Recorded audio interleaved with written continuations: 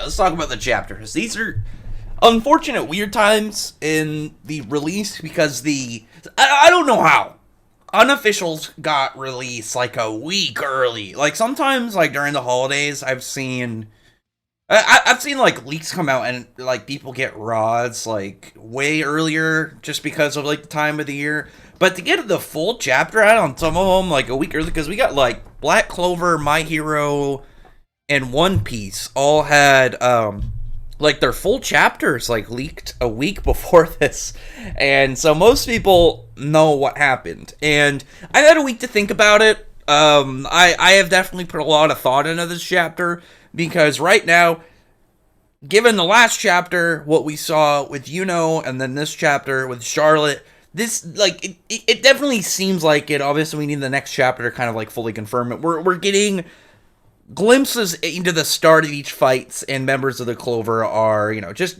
they're getting their moments before things get too serious, because we know that if Megicula, Dante, and Xenon started out fully seriously, like it'd be too much for these characters. Plus, I'm guessing, the all out is saved way at the end. This is one of those things that I like about Tabata, is he's fine having showings early, because I doubt these are, any of the Dark Triad are going to lose these fights. I doubt any of these are even going to be like their big battles of this arc. This is just, again, the opening course. Right now, I think that it's going to be for the Clover right now until they either get another devil out or the Spade starts to bring out some big stuff. Because the big devil, if it was like the Demon Lick Devil, that'd be one thing, because that one is massive. It had, there was clear power gap in just like those general attacks it could do, size, it had the wings, multiple elements and whatnot. Whereas the one Mereoleona's fighting is just kind of like a big, slow behemoth. Like, it's still strong. It's not like it's nothing, but it seems like it's way weaker in comparison to the Demon Lick. Then again, it's understandable. That was like a big special deal version of a devil. But right now, the Clover definitely, I think, has the general advantage. Because though the Dark Triad is definitely stronger individually, more than anyone on the Clover side, the Black Clover group, the Clover Kingdom, like, squad, and it has way more people, and they have a lot of good abilities. They've got more people on the way. And one of the things, like I've mentioned, I'm not going to go too much into it, and it's just because I do want to drop it because I do think it's important, is getting some Dark Disciples worth value. Because, like, look at right now. Like, we have all this conversation, I think, is a perfect example. Because you have all of these Clover people going into the Spade Kingdom, and really, when you think about the group fight, like, you think about the forces, because this isn't like, okay, they're attacking, like, a group of 30 people. This is a whole kingdom. So you have to think about it on a kingdom scale, like the entirety of the Spade Kingdom. And really, when you think about them, who else besides the Dark Triad is really anyone to bring up? And again, we're not that far in. We've got multiple devils on the way. But right now, it's really weird, because you want to, like, think of, okay, that, like, the Clover has all their captains. They've got, like, those are their big people, obviously. And then, they've got their trump cards, their secret weapons with people like Austin and whatnot, and, like, what Yuno's doing. Noel's going to come into Ultimate Magic. But when you look at it from, like, if you looked at it from, like, a roster, like, imagine this. Like, imagine you were going to compare, like, this all on paper, and you wrote down each side. You literally have Dante, Vonica, Xenon, and big nameless devil that Mereoleona's fighting, and then just Dark Disciples, and then, like, in quotes, put, like, a lot. And then, like, Black Clover, you have all the captains and stuff, all these other important characters, and even when you get past, like, lower than captain that don't have crazy powers, they're still valuable. Like someone like Sally is still valuable. I guess, actually, no. Well, one person I will have to add is, the Spade Kingdom has Morris, and Morris isn't a fighter, but Morris having people to fight for him won't surprise me. And I know that there is a Diamond General that everyone's been crossing their fingers at being relevant, like, to that level of, like, Mars and Ladros, where it's like they may not be, like, the very top of villains, but they get good displays, and like you get to remember them as villains, because people still talk about Ladros, especially like Spirit Ladros. People still talk about him because he's still really powerful. And then when you look at like Mars, even though Mars hasn't been in the series for over 170 chapters, and on top of that, he was only a villain for like the very beginning of the series, but people still like him, and he has a lot of good displays. He's a notable character. Whereas, like, what is there? I just got a message, and I was like, one of my friends is messaging me, and I completely left one of my chats open, so you can probably hear like the little message windows come up. I don't know who it is though. I have to look, but yeah, it's like the Spade doesn't really have much, and I really wish Tabata would stop keeping like the member, like again, the good member of the Spade that I was talking about. Again, think about it like that, the good member of the Shining Generals. Think of the Shining Generals. And think of that one that everyone kind of is like, you know, he's in the center, he's silhouetted, we don't really know about him, he seems like he's got a little bit extra support, and people assumed he was the leader and the strongest, and he's on Morris' side, so there's the hope that he's valuable, but I wish Tabata would stop teasing him, because unless it's like a plot reveal kind of thing, like it's somebody that's gonna be like a big, you know, a big brain twist at seeing, I don't really know why he's keeping it. It's really weird when you have a character who it's like brand new, and it's not like seeing their faces are going to be like a big shock, but it's like you keep them way in the background and you don't want to show them. I get on the idea if like Tabata didn't have his design down, like maybe it's just one of those characters that he's like, oh crap, I never really planned to use this guy that much, so I never really designed him. Because that happens sometimes. Like you can easily have a character who looks way different from their silhouette. The silhouettes are just kind of a placeholder. I'm sure you can, just off the top of my head, after anybody who's heard me say that can think of series where it shows like a silhouette of a character. They look way different. Kaido, for one. Multiple members of the Spriggan 12 look absurdly different than their silhouettes. But I don't know. Anyway, let's talk about like, more of the chapter, because I've been analyzing this more right now of the events and kind of like the layout of it, because I know none of the Dark Triad are going to lose this fight. Xenon's not done. Vonika's not done. Dante's gonna get like a scene in the next chapter where he's gonna be doing some stuff, and then Jack's gonna unleash like a new spell, some new fighting stuff, and he's gonna look really cool and chop up Dante some. The only reason we're all gonna be like knowing that's not gonna do anything to Dante is because we already know about like Dante's level of regeneration. Like, it won't surprise me if Xenon gets back up, Xenon heals himself somehow, like one of his bone abilities, or it's like, who cares? Maybe he doesn't even need blood. Maybe it's like his bone structure has something to do with like his magic. Something like his skeletal constitution or something in that. Or if like he's enhanced his physical body through bone magic. Like him getting up and being fine won't surprise me. Vonika bursting out of Charlotte's like Rose prison won't surprise me. Because one thing that is going to be slightly a bother, and I'm actually really happy that no one's really talked about it. It's kind of like Dorothy's Glamour World. Like when Dorothy's Glamour World got introduced, people just thought it had no limitations, like it was just infinite, like she was the strongest character, but the only reason she wasn't strong is because she was sleeping, which is dumb. That would have been such a dumb thing from a story standpoint. I don't even know how people can think that. I was really think about it from like the idea of the story. Vonik, like I think about the idea of Dorothy was strong enough to beat everybody, but they don't just have her do it because it's like, oh yeah, she's napping. It'd be like such a dumb story aspect, but that's not the case. On top of that, we've seen that there are ways to counteract Dorothy's just magic in general. We saw Equinox. I imagine anybody who with like a level of spatial cancellation, like if you had like Xenon versus Dorothy, I imagine he could just shut off her Glamour World. Like he could pretty much functionally turn it down and then just make it irrelevant. So it's just like, it's just Dorothy in a world that has like unconstructed mana, and you're just floating there, and like she can't even really get any creations or spells off. It wouldn't surprise me with something like that. But with also anti-magic. Anti-magic is one of those things that people assume that like one like wave of anti-magic beats one spell, but as we saw with the fight against Dark Elf Patriot, it requires more anti-magic for us to negate it. It's like a potency level. It's kind of like if this spell costs 10, you have to have an anti-magic value of 10 or more to negate it, kind of thing. It's really how I've always looked at the idea of anti-magic, because it wouldn't make sense if Asta can just negate everything no matter what. The hard thing, obviously, with looking at that is Asta's sword scaled to Licht and not to Asta, and now, like, obviously, like, anti-magic is, like, an extra component on top of that. But stuff he can do scales way above him because, like, the swords originate from someone huge. This would be like if somebody picked up Mihawk's sword in One Piece. Like, regardless of the character, you have an absurd sword. Or like, probably not the best comparison, is Komatsu, if anyone who's ever read Toriko. And if you haven't, I'll just kind of TLDR real quick.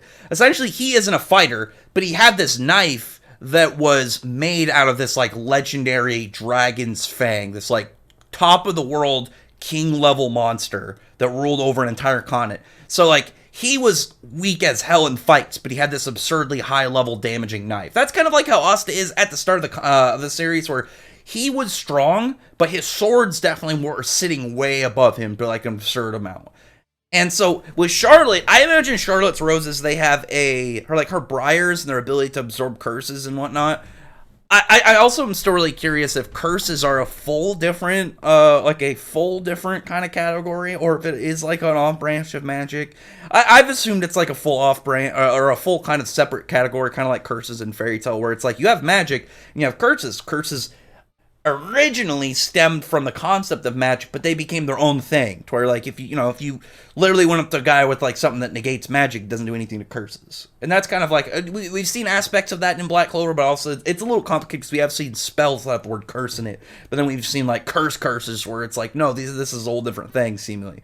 But I wouldn't be surprised if Megicula like was able just to overpower it, because if the way that I really look at it right now, it's kind of like the same thing with Dorothy and like anybody, because if Charlotte's roses just countered like the power of curses with no limit, she beats Megicula. Like, she automatically beats Megicula, and it'd be like so lame.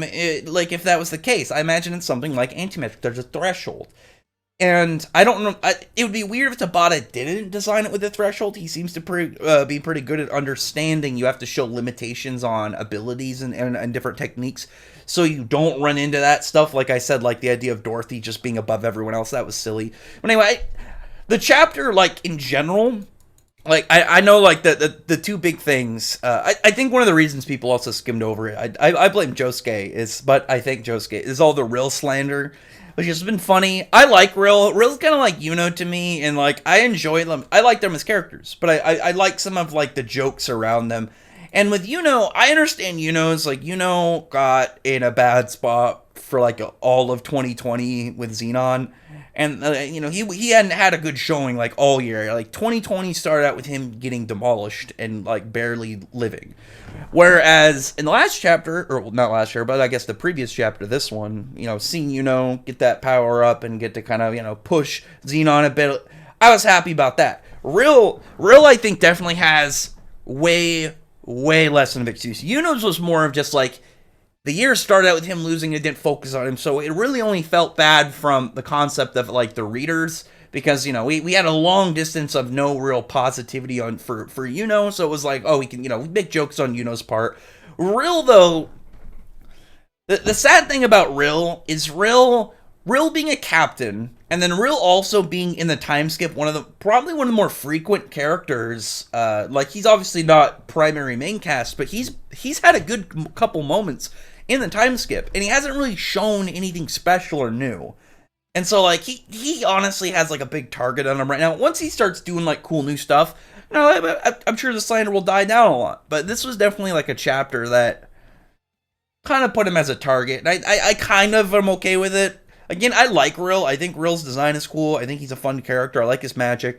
But, like, Vonica definitely, like, insulting him, and then, like, as Josuke said, like, just straight calling him mid. Because that's kind of how she did it. Like, she's just like, oh, that's cool, your magic. But, I mean, like, you can do multiple elements, but really, what's special about it?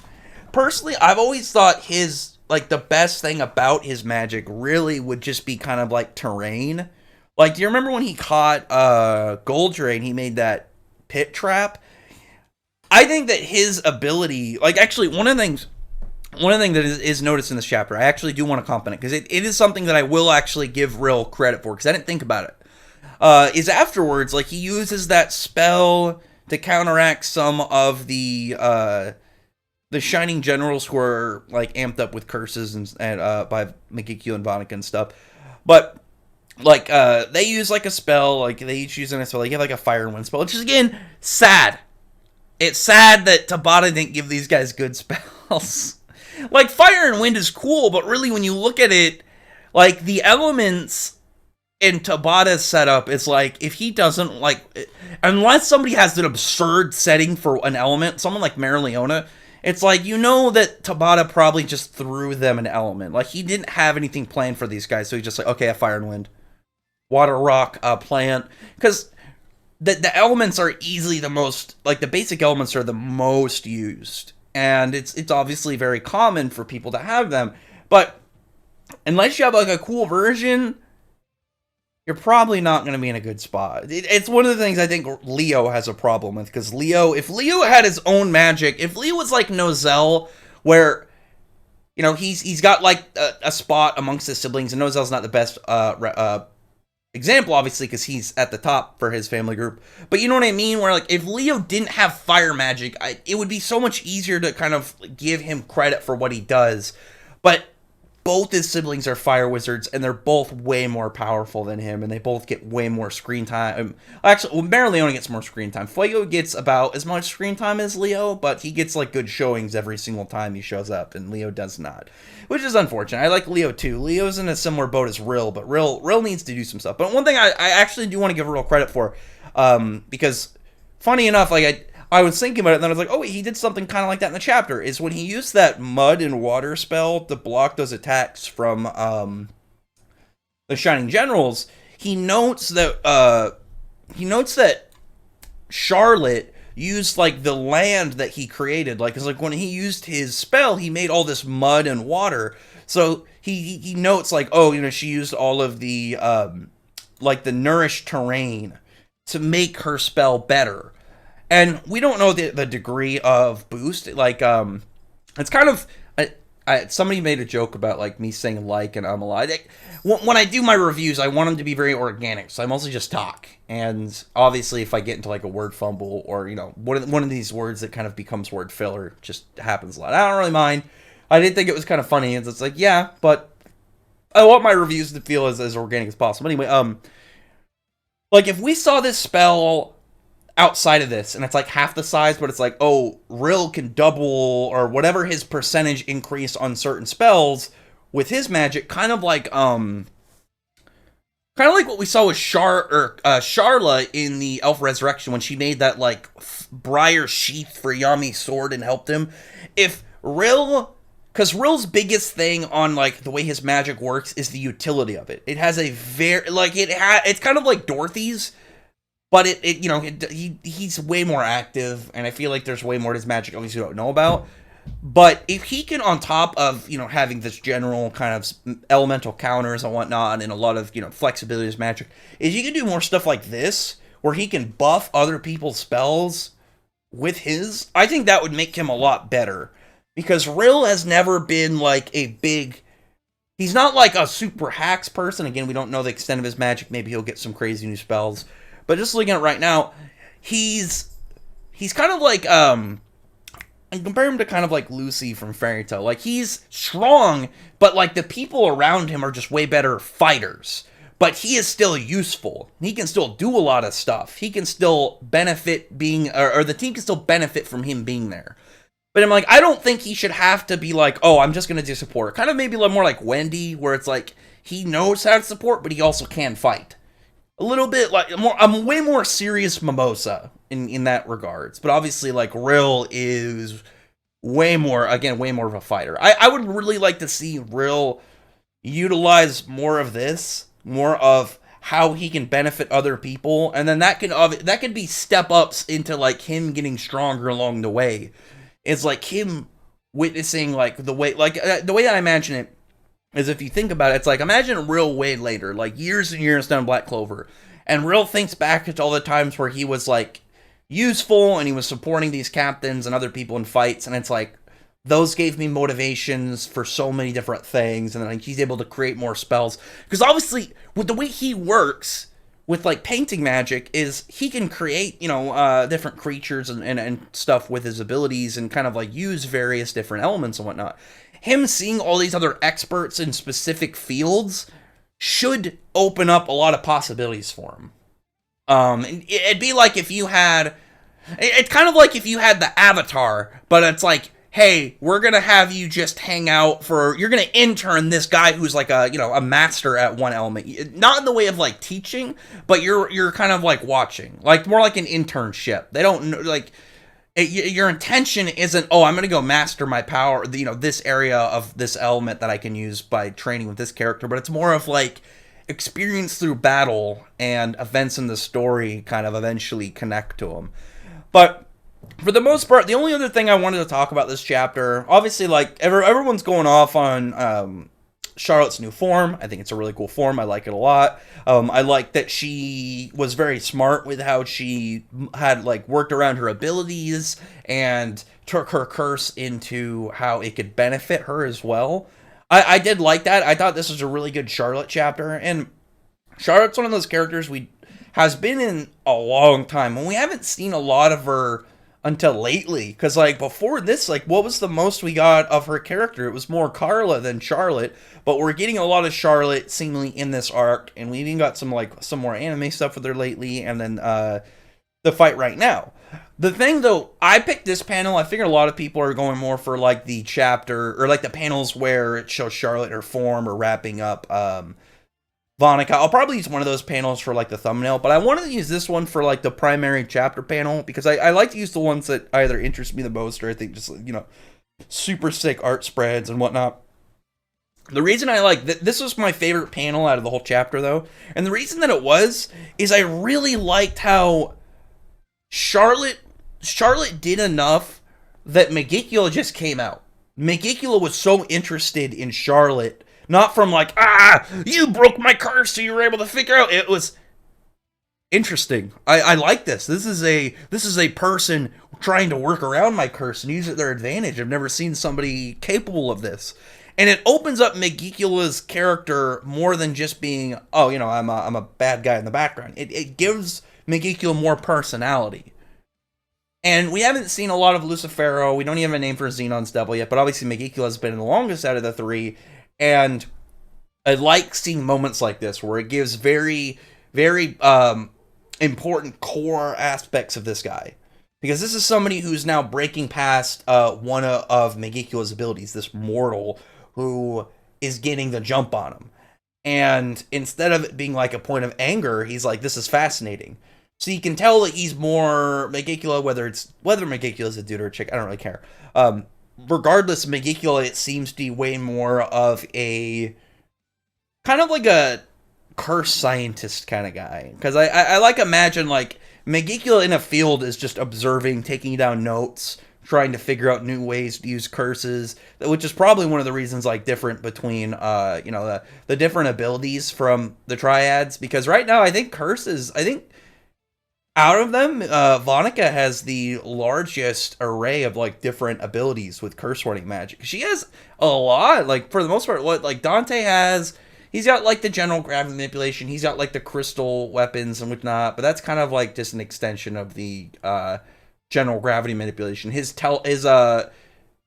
spatial warping, like the way that he can kind of like warp himself out of an area so attack will go through him. It's kind of like in the same group, but like Vonica has like bust to her minions. She can turn them into bombs. She can curse people. She can weaken arrays. She's got a lot. And we haven't even seen them all. She's probably going to have the largest arsenal just out of them. Because I feel like the difference between something like spatial magic, curses, and gravity magic is curses just have a lot of tricks up their sleeve. So it would make sense of just a lot of like slight moves. Anyway, other than that, though, comment below. This was a couple minutes longer than I expected. Like, I figured this was going to be a big talk chapter. Because I've thought about this chapter a lot in the last week. And I think more happened that was interesting in this chapter than the previous chapter. Because the previous chapter was more on, getting the jump after a year of just being in pain from, fans from Xenon. Whereas this chapter, I think, had a lot of really cool moments just in general across the board. For Vonica, Megicula, Charlotte, potential a little bit for Rill, like I said. Getting to see the magic, at least from the Shining Generals, at least it's something. And then just new powers and stuff. I always enjoy seeing characters with upgrades, and then it's like explaining how It's not just, oh, I trained and got stronger, which can still be good, but when it has to do with more of like a character personal struggle or something to do within the story like this, I always really enjoyed, I think, a good extra chunk more. Anyway, other than that, don't comment below. Tell me your thoughts about this chapter. Tell me your thoughts about what's going on in Black Clover, and how long do you think until like all the Dark Triad are gonna start turning the tables? Because I don't think that they're just gonna like run through their opponents when they get serious, but I think these are just the opening fights, and we'll probably start focusing more on other areas right now going on than the Dark Triad after them having each of the Clover people having a good moment, and then the Triad busting out and then getting a little bit more serious. I don't think it should focus on the Triad fights. I think it should just be the opening, and then like we get the characters that haven't gotten a lot of stuff to get some scenes, and then focus on some other stuff. Like again, Dark Disciples of Value. Maybe show that Shining General that we've been waiting on. Just like getting branched out outside of the Dark Triad, because we know we're gonna have more Dark Triads, so that's at least something that we can rest on and know that's like, okay, we can focus on other stuff because we know that we're gonna see a lot more of these guys as the story goes. But anyway, other than that, they'll comment below, thumbs up the video, from the like button, subscribe button, and check out my other videos. But other than that, appreciate everybody's already subscribed. Thank you all for listening. Bye.